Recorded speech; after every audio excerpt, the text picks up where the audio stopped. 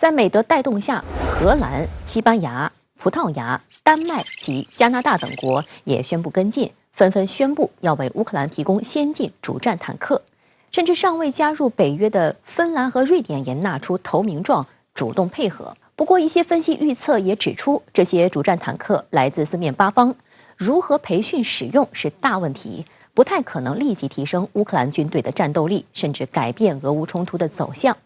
对于美国的艾布拉姆斯主战坦克，可能要到今年8月才能交付。乌克兰总统泽连斯基直呼太迟了。据彭博社的报道，美艾布拉姆斯坦克唯一的组装厂位于俄亥俄州利马市，每个月可以生产12辆坦克，正在开足马力为波兰等买家赶工。如果优先生产原乌坦克，有难度，也可能引发争议。这篇报道预期，坦克运抵乌克兰需要好几个月，甚至几年。而挑战者2坦克和豹2型坦克则可能较早投入俄乌战场。英国和德国将于3月底向乌克兰交付豹2坦克。乌克兰驻英国大使普里斯泰科称，一些乌克兰士兵将在近日抵达英国的训练营，开始挑战者2坦克的相关培训。英国智库国际战略研究所的一份研究报告也指出，乌军士兵或许只要3到4周就能基本掌握德国制造的豹2型坦克的操作方法。这样看来，如果顺利的话，德国和英国提供的坦克能够帮助乌克兰发起春季攻势。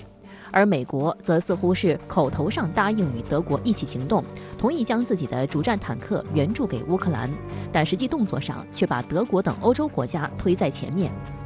除主战坦克外，乌克兰还寻求西方国家提供美制 F-16战斗机等更先进武器装备。乌克兰外长库列巴日前表示，乌克兰正与欧洲国家讨论向乌克兰交付 F-16战斗机的问题。本月20号，荷兰媒体就曾报道，荷兰考虑向乌克兰提供 F-16战机和步兵战车。波兰总理马泰乌什·莫拉维茨基1月26号表示，波兰政府当前的态度是北约应更加大胆。如果这个西方防务联盟决定向乌克兰提供战机的话，华沙将投下赞成票。英国金融时报披露，美国军火制造商洛克希德马丁公司已经准备好满足乌克兰方面对 F-16战机的需求，并就如何通过第三方向乌提供 F-16战机进行了多次讨论。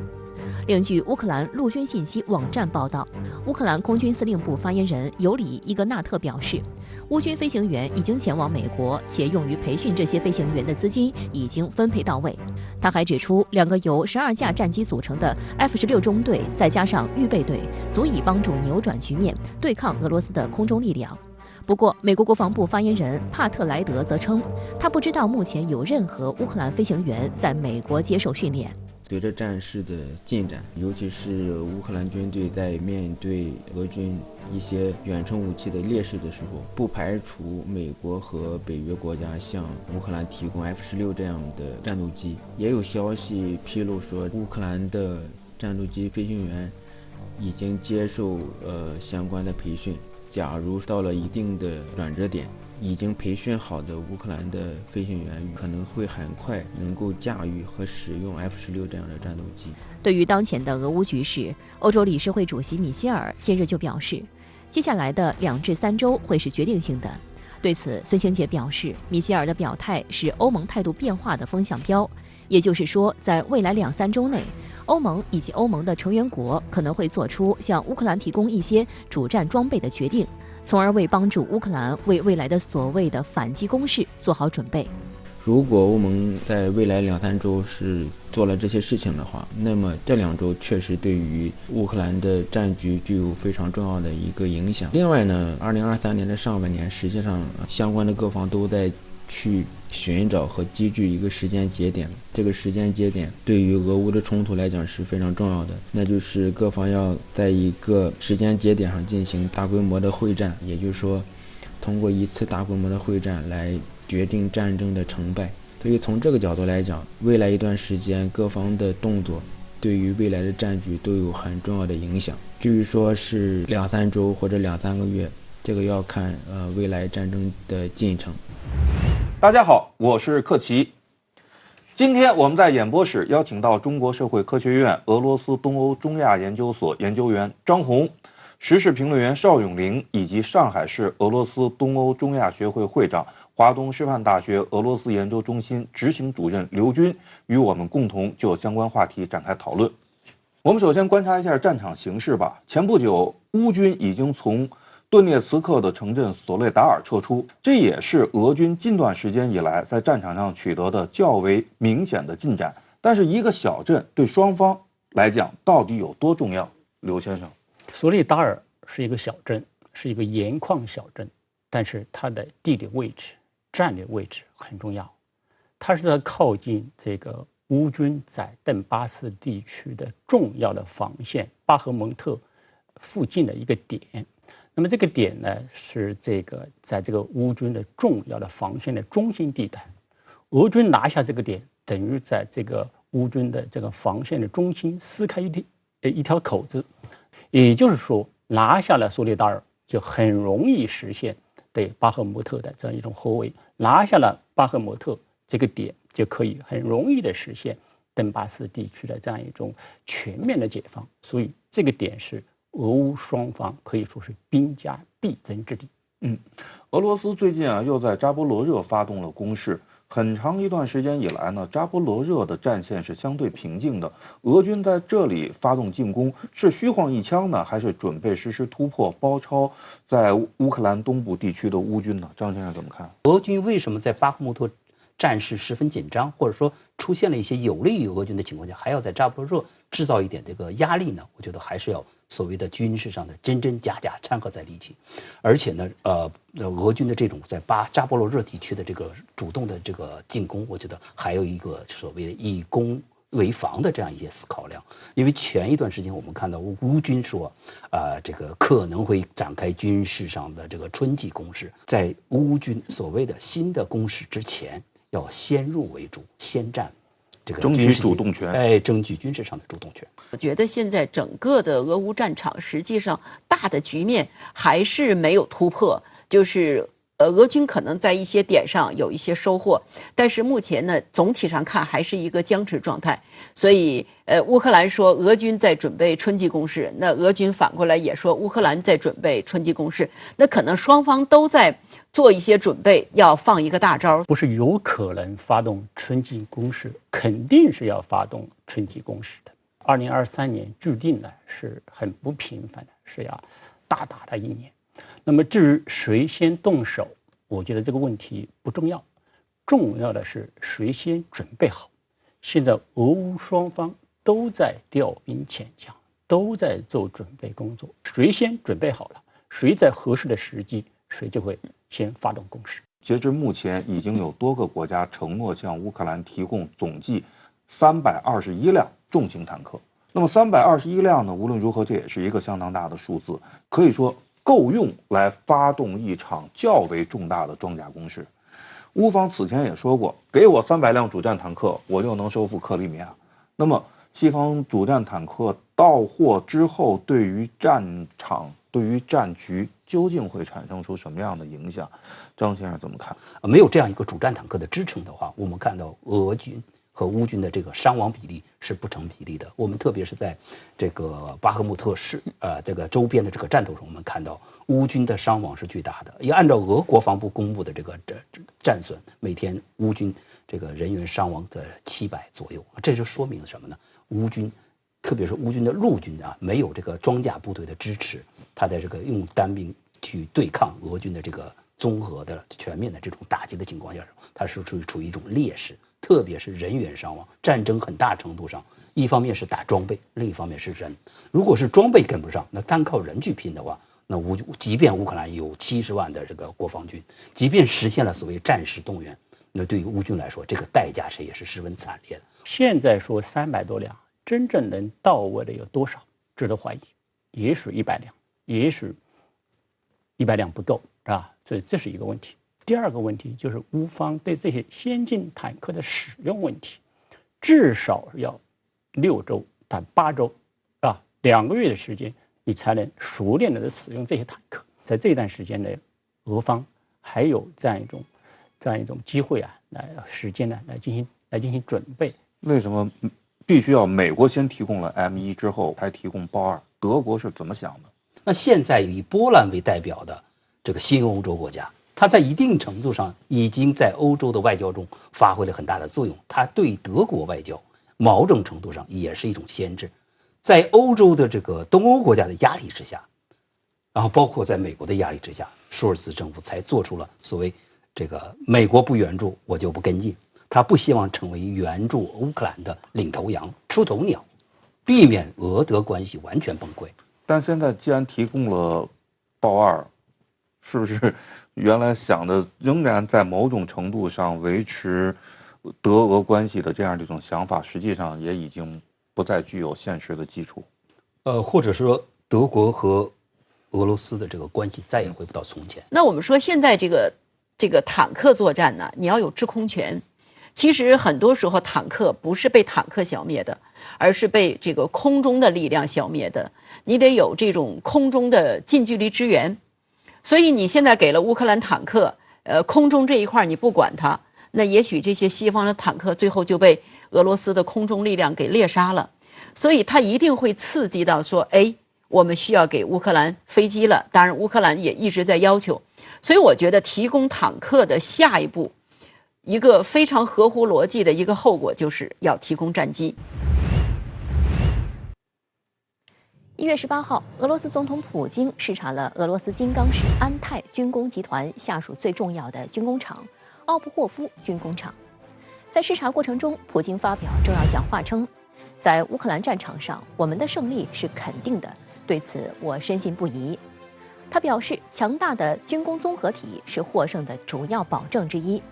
而俄罗斯防空导弹年产量与世界其他国家的总和差不多，达到了美国的3倍。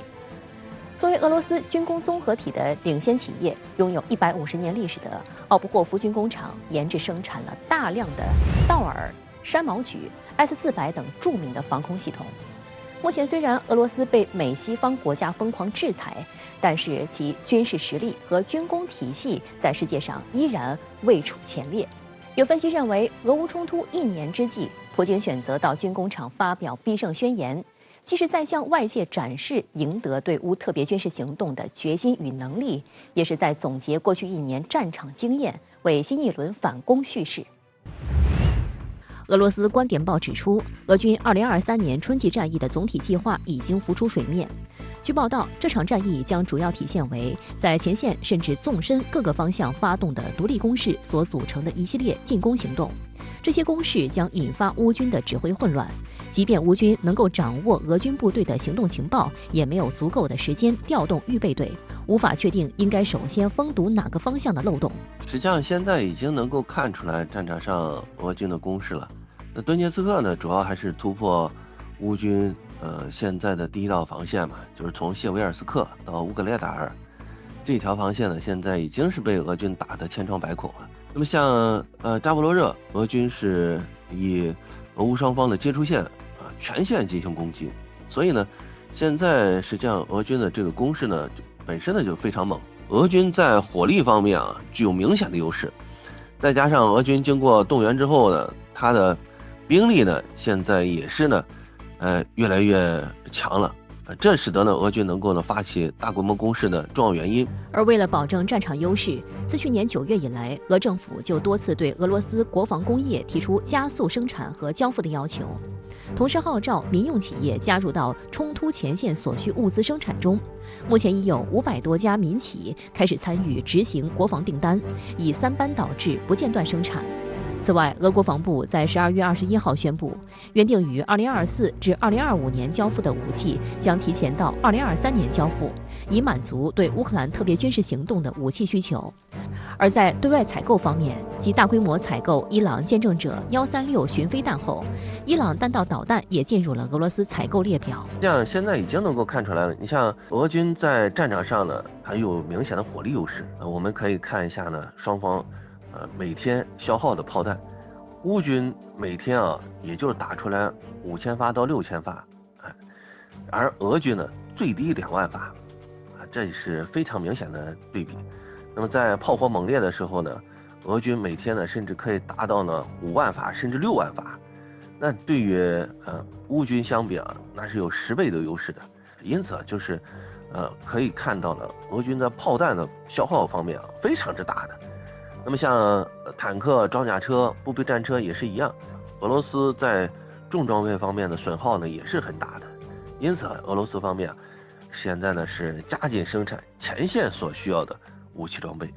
美媒也在散布消息，说俄罗斯正在制定一项秘密计划，准备从多个方向对乌克兰发起全面攻势，可能包括通过白俄罗斯打击连接乌克兰西部和欧洲边界的补给线和铁路。不过，在施洪看来，这样的猜测恐怕并不靠谱。美媒的炒作更像是拜登军援乌克兰的舆论攻势。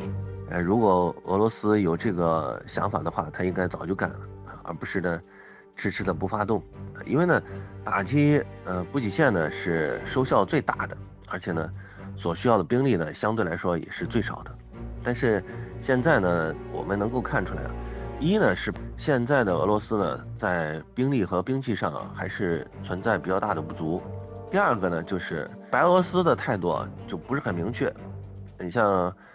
白俄罗斯总统卢卡申科一再的强调呢，就是除非遭到攻击，然后呢白俄罗斯才会发起反击。这已经是公开在表明白俄罗斯不会呢主动参与到进攻作战。但值得注意的是，近期白俄罗斯的态度也颇值得玩味。白俄罗斯总统卢卡申科曾透露，他已经拒绝了与乌克兰签署互不侵犯条约。而在1月19号举行的俄白外长秘密会谈后，拉夫罗夫就公开表示，在对乌的特别行动上，俄罗斯和白俄有着共同的立场。而且近期，俄白还接连在基于联盟国家、集体安全条约组织等合作框架内举行一系列联合演训活动。有媒体报道，根据白俄罗斯外交部此前发布的数据显示，俄罗斯参与组建俄白联合部队的兵员约为9000人。此外，还计划向白俄罗斯部署约170辆坦克、200辆装甲车和100门迫击炮。俄军大量的进入到白俄罗斯，并且呢和白俄罗斯军队进行了越来越深的这种融合，那对于乌克兰来说呢压力很大。也就是说，你不清楚俄白联军会不会呢发起进攻，这样一来的话，那泽连斯基就必须得把大量的兵力部署在白俄罗斯和乌克兰的边境地区，也就使得呢很多乌军无法参与到在顿巴斯地区和扎波罗热的作战，这样实际上也就使得呢整个的战场对俄军呢相对有利嘛。我一直都在说，俄乌双方都有可能发动大规模攻势。那么，俄军的大规模攻势会在短期之内发动吗？还是说，攻势已经来了？邵女士怎么观察？其实我觉得，如果从双方的战争目标来说呢，肯定是乌军更有动力去发动大规模的攻势，因为乌军呢，他的目标就是把乌东四州，甚至包括克里米亚都要拿回来。那反过来呢，看俄军。现在俄罗斯，我觉得他其实目标已经很接地气儿了，不像开战之初说的那么宏大、那么抽象。简单的说，他就是要确保克里米亚的安全，控制住经过公投之后加入俄罗斯的这个4个地方。所以，他为了控制这个4个地方，会有一些局部的升级、局部的范围扩大。那也有可能有一些所谓的佯攻。特别是他和白俄成立了一个什么联合部队。我觉得主要还是一个姿态，就是给人一个想象的空间。好像在白俄那儿会有什么动作，但是呢，如果说真的在那边开辟一个方向，想靠这个卢卡申科支援，我觉得这个就是太冒险了。因为卢卡申科他也知道，如果他真的卷进去了，那相当于说是把所有的鸡蛋都放在了一个篮子里边。所以我觉得他如果聪明一点，也不会这么做。但是这种炒作呢，可能会让乌克兰呢比较担心。乌克兰可能就会在那个地方，强化一些防御措施。但是我觉得，俄罗斯如果对战争，想升级，采取一些其他的动作的话，那可能还是在乌东四州，其他方向也就是说说而已，或者是做个姿态。牵制一下。西方步步紧逼，不断突破所谓红线，而俄罗斯却多少显得有点没脾气。战事迁延日久，无论是在战场上还是在国内经济方面，俄罗斯会被拖垮吗？刘先生，我觉得这个俄罗斯它不是没有脾气，而是说这个在战场上碰到了一系列的困难，因为它面对的不仅仅是乌克兰，而是乌克兰后面的美国及整个集体西方的对抗，所以这个碰到一些困难和实力，这个我们是可以理解的。但是从根本上来看，不管是在这个战场上啊，还是在国内的经济上啊，俄罗斯啊都不会被拖垮。从2014年这个乌克兰危机以来啊，受到了美国西方这样一种制裁啊，这么长达7、8年，接近10年这么一种制裁，所以他有这样一种经验来反制裁。而且从战场上来看，我觉得最终的胜利啊，这个我觉得还是俄罗斯的。他会赢得胜利，但是会取得艰难的取得胜利。首先看经济数据啊，我们看到现在俄罗斯在2022年实际上是负增长的3%，也有说3.5%。但是呢，对于明年的这个经济预期，俄罗斯也给出了一个相对是衰退的一个预计，预计是继续2023年继续下降3.3%左右。这也都说明俄罗斯有可能在西方的制裁之下，经济出现小幅的这种下降。但是还是要讲到俄罗斯经济本身的这种特点，就是它是一个能源原材料的出口大国。那么它所出口的石油、天然气、煤铁等这些重要的金属，是世界上的这种大宗商品，它具有这个普遍的这种销售的这样一种特性，没有指定市场也可以。第二个就是看到这个石油价格保持了这种稳定，可以说呢，价格和市场都决定了俄罗斯经济不至于崩溃。所以从这些方面来讲呢，想要指望通过俄方的这样的一种崩溃来为俄乌冲突画上一个句号，好像不太现实。现在也有一种分析认为啊，在开春之后，俄乌可能会大打一场。那么在大打一场之后，如果没有分出胜负的话，那么到那个时候可能就是和谈的时机了。邵女士怎么看？我觉得谈是有可能谈的，但是可能想通过谈判解决问题，这个至少现在看不到希望，因为双方的那个立场啊，它是南辕北辙，就是没有任何可以妥协的空间，这个是非常要命的。比如说俄罗斯的底线就是乌东4州必须是我的，而乌克兰的底线呢，就是我必须要收复失地。领土问题背后涉及到的这个因素太多了，没有谁敢在领土问题上做出让步。所以我觉得这样的一场冲突，虽然打确实是很难打出结果，但是谈可能更没希望。事实上，我们也看到俄乌或是俄与西方之间对于乌克兰的这个地缘安全的这种布局、安全这样一种立场是差距巨大的。如果任由危机继续发展下去的话，我觉得对于双方来说都是一个不可控的战争。那么是不是有可能啊？就是在打不动的前提下，又不愿意撤回去的这样，会不会出现第3种情况？所谓的以冻结的一场危机和冲突。实际上，我们从3月27号俄乌在土耳其的那次和谈里头，当时达成了一个所谓的和平路线图的一个草案，当时就是要冻结俄乌在领土争端上的这些分歧，而实现所谓的先停火再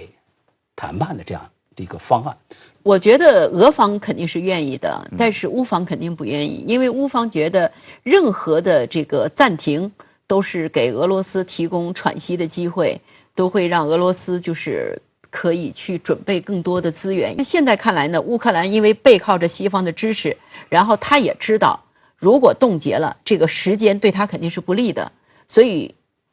如果要形成一种默契的话，我认为这个比较难。俄乌冲突持续延宕，随之攀升的核冲突风险也令全球各国普遍担忧。当地时间1月24号，美国《原子科学家公报》杂志的科学家小组在华盛顿国家新闻俱乐部新闻发布会上宣布，将末日之钟拨快10秒，距离象征世界末日的午夜仅剩90秒。末日之钟由《原子科学家公报》于1947年设立，旨在警示人类关注威胁人类文明的核武器扩散等诸多重大问题。末日之钟由包括诺贝尔奖获得者在内的科学家和政策专家负责调整，指针越靠近午夜，表明人类文明所面临的威胁越大。我想，如果说是到了一个接近于临界点的这样的极端情况啊，双方俄罗斯、西方也好，包括国际社会也好，实际上还是会进行这个对话斡旋，还是存在这样的机制来避免真正的发生灾难性的后果。另外一方面，实际上从核威慑的角度来讲啊，不使用核武器才是一种威慑啊。如果说这种威慑破局了啊，真正的去使用了核武器，反而这种威慑就没有用了。所以呢，它实际上是处于一种恐怖的平衡当中的这样一种状态。而对于西方国家组建援乌坦克联盟升级战时，俄罗斯常驻欧洲安全与合作组织副代表布亚克维奇日前警告称，美国鲁莽的新殖民主义扩张政策已经把欧洲乃至世界置于毁灭性冲突的边缘。布亚克维奇说，乌克兰冲突的持续升级可能会演变成一场没有胜利者的全面战争。美国和北约领导人已经接近红线。我想这其实是俄方对西方的一个警告。那么其实它这个警告发出，它实际上是在欧洲内部它是有一个背景的，就是其实欧洲内部确实还是存在一些不同的声音啊。那么有一些人，包括甚至有一些国家啊，他们认为呢，不能无限制的来给乌克兰提供武器，因为给乌克兰提供武器有可能会使俄乌冲突不断的激化，那么对欧洲本身是不利的。他们认为还是应该以这个外交渠道，那么来和平对话来解决冲突，可能是一个更妥当的方式。俄罗斯呢现在发出这样的一个警告，实际上是希望能够使得这些声音能得到更多人的重视，来激活这些声音。其实，早在去年12月，普京就曾公开表示，俄战争威胁正在增加，俄罗斯将使用大规模杀伤性武器和核武器视作一种防御手段，即只有在自身受到打击的情况下，才会予以还击。针对达沃斯论坛上传出的所谓俄罗斯必败论，梅德韦杰夫1月19号在社交媒体强硬发文回应称，核大国从未输掉决定他们命运的重大冲突，核大国在常规战争中输掉可能会导致核战争爆发。事实上，许多欧洲国家已经意识到潜在的危机。有媒体报道指出，在俄乌冲突爆发后，欧洲国家似乎有了一个共同的目标，即乌克兰必须被武装起来以对抗俄罗斯，只能被华盛顿牵着鼻子走。1月25号，意大利副总理兼外交与国际合作部长安东尼奥·塔亚尼在接受采访时说，欧洲没有真正的外交和国防政策，我们一直跟在美国人后面。塔亚尼对乌克兰冲突可能升级表示担忧。他表示，我们应竭尽全力，以确保冲突永远不会扩大。无论是北约还是欧洲，都有责任帮助乌克兰，但我们不与俄罗斯交战。其实欧洲内部一直存在这样的声音就是说，一个呢是认为西方无限制的这个支持乌克兰会让俄乌冲突的风险上升，对欧洲自身的安全和繁荣是不利的。另外一方面呢，确实也是有许多欧洲人认识到，那么实际上美国利用这次俄乌冲突，实际上打断了欧洲战略自主的这样的进程，让欧洲更加依赖美国。但是总体上来看，我认为西方世界内部还是有一个共识的，就是要继续的来支持乌克兰，因为这是一种政治正确，而且可能是涉及到整个西方世界内部的一种所谓的这种团结和共识。那么涉及到西方的所谓它这种某种的价值观我想这种短期内这种共识依然会存在。俄罗斯外交部发言人扎哈罗娃对此回应称，建议欧洲回想一下，西方国家发动的2次世界大战的受益者正是美国。